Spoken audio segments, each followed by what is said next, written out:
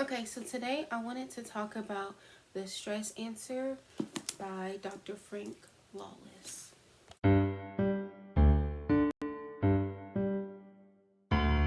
So I go to the library about once a week and I work full time. But I would say going to the library is probably one of my favorite things to do in life. And so I went to, and go to different, multiple libraries as well. So I went to a library that's only like 7 or 8 minutes away from where I live. And I got this nonfiction book, The Stress Answer by Dr. Phil Lawless. It wasn't recommended or planned out. So basically, what made me pick up this book was that it's nonfiction, and I love reading nonfiction, which I feel like I've already told you guys that, or maybe not. I don't know. I'm kind of new to book talk, but I picked this book up, and then I also picked up this book. This book is 101 questions you need to ask yourself in your 20s, because I am in my 20s right now. So I thought this book and this book will be good. So I said, okay, let me just read two books. And it probably took me maybe like 5 weeks to read because, like I said, I do work full time. I only have to go in office a few days out of the week. But sometimes it does get kind of hard to read a lot. But yeah, I was able to read both of these books.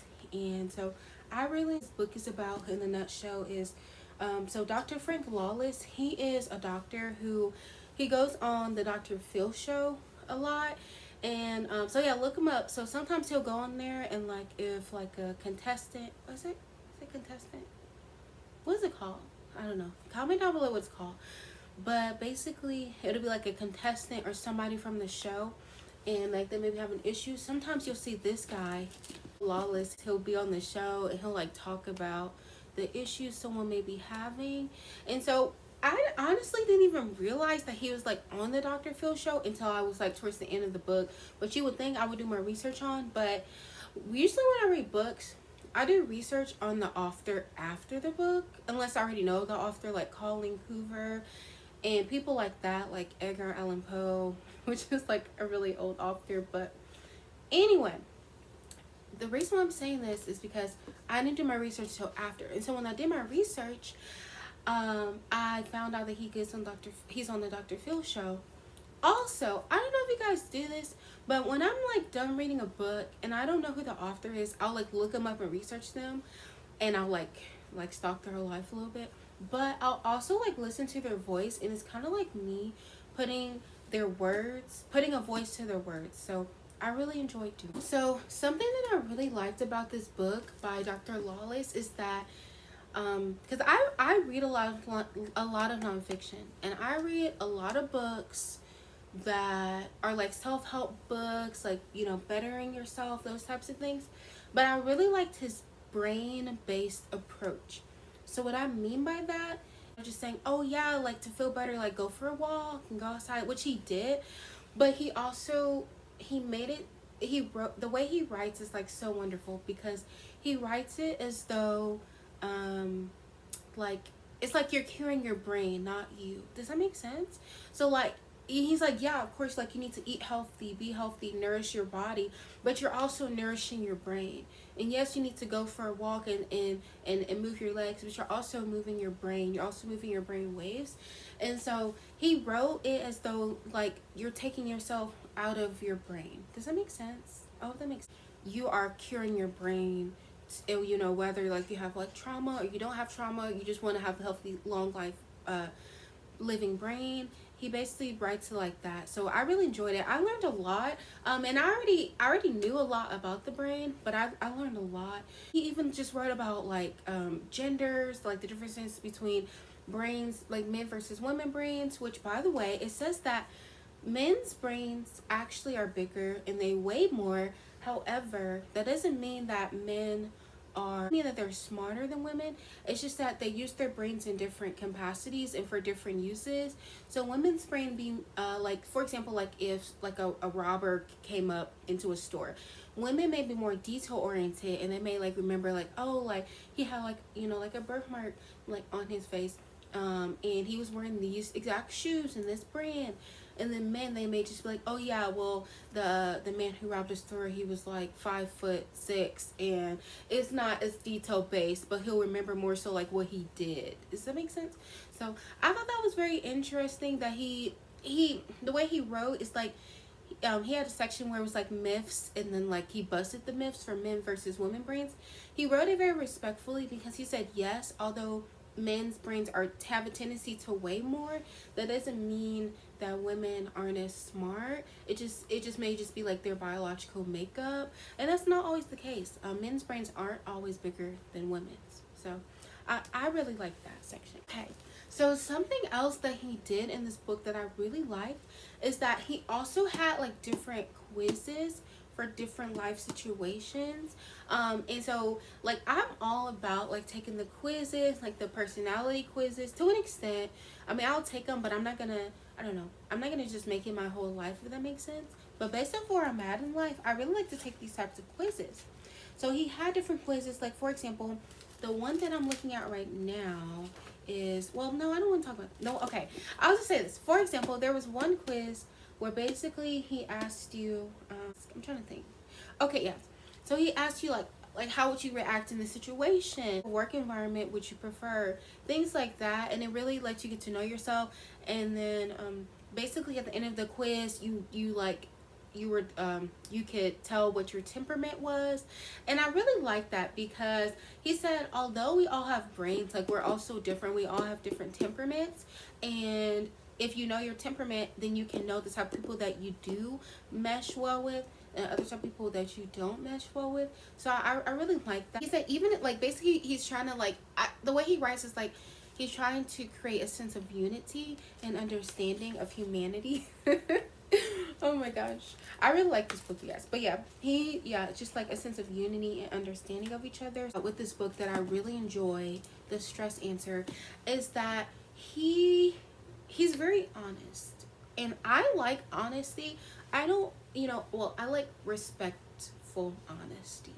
So I don't want you like sugarcoat, like if I need to get better or someone else needs to get better, don't sugarcoat it. You can still be respectful. But he was very honest. He was like, basically, if you want to, get over something, or you just want to better yourself, do more practices, you need to do it. You have to want it. Like, and he was like, yes, you can give yourself like, good days. You can give yourself like relaxing days. But if you want to change your brain plasticity, which is how your thoughts and your neurons function with each other, you can change it, and you are the boss of it. Which I know like sometimes, like he was saying, like sometimes it may be like harder, like if you do suffer from something, but you definitely can change your brain. You can start out small though, and then you can work your way up to it, and then eventually your brain will follow up.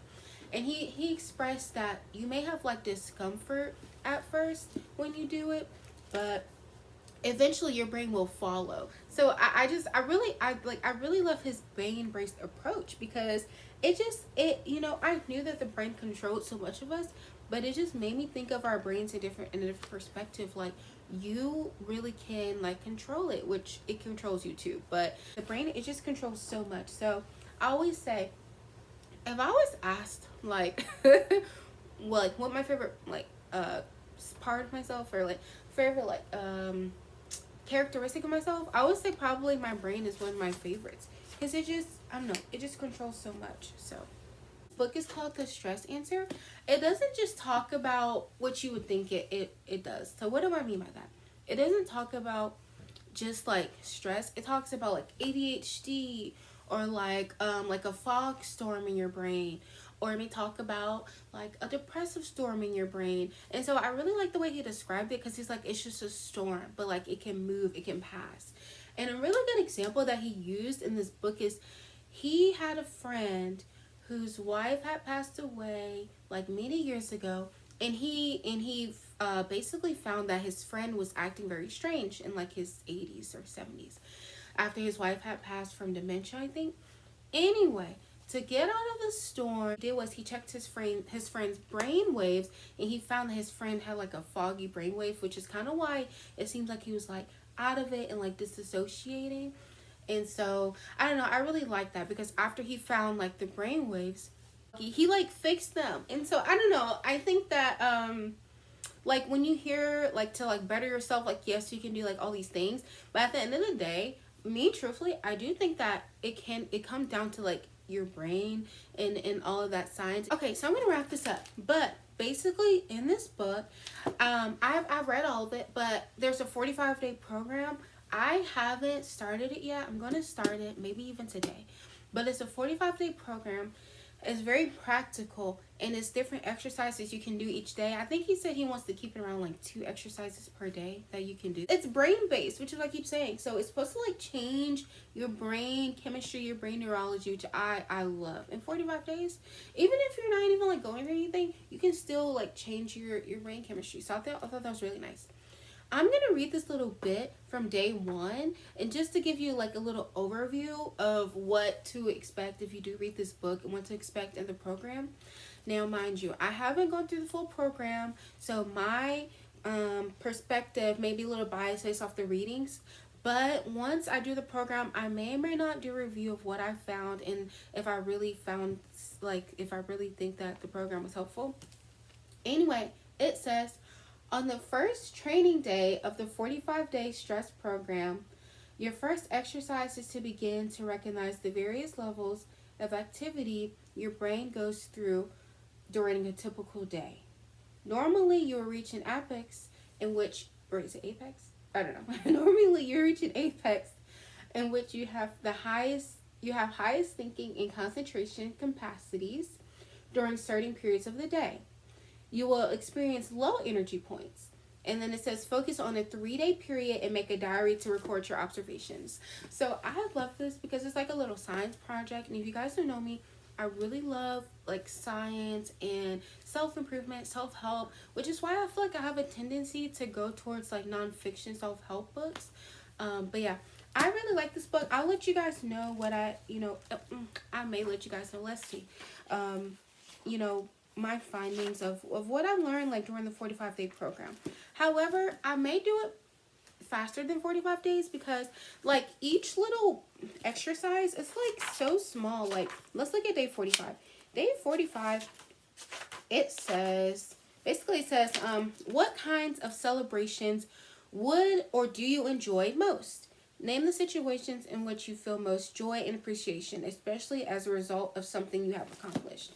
So I really like that because it like makes you sit down and really think about like what do I want, like what do I like, what do I not like, and how can I change my brain, how can I apply my brain to the situation. So several chapters, depending on like if you're reading about like ADHD or like even if it's just like a self-improvement chapter. Some chapters were just quite literally just about like the differences between men versus women's brains. A lot of the time he would talk about like medicines and different medicines you can take to like improve. And so I like that because yes, he talked about medicine, but he also said this is like as a backup. Like if you really want to change, then you can like change your brain. And so he said although it's like nothing wrong with taking medicine, he said that just like temporary. But like if you're like just starting out with something or you like having like a really like big issue like currently in life, then he said he recommends taking it. But he also made sure like he told you like the side effects and the effects on your brain. Guys, so everything, it goes back to the brain. That is my review of this very unpopular at the moment nonfiction book, self-help book, but that is probably my favorite genre. I do like to read other things, so if you have any book recommendations, let me know, especially like self-help, self-improvement books. After I've read Dr. Frank Lawless's books, I'm really just on a brain train. Like I just want to learn more. So if you know any books, even other books by Dr. Frank Lawless, because this is my first book I've read of him. If you know any other books that are like brain-based or books that are just, helpful, you can let me know. Also, if it's not self-help or if it's not nonfiction, you can also tell me about that as well, and I'll check it out, and I'll let you know what I think of. Thank you for watching, and if you haven't subscribed yet, do so. Thank you.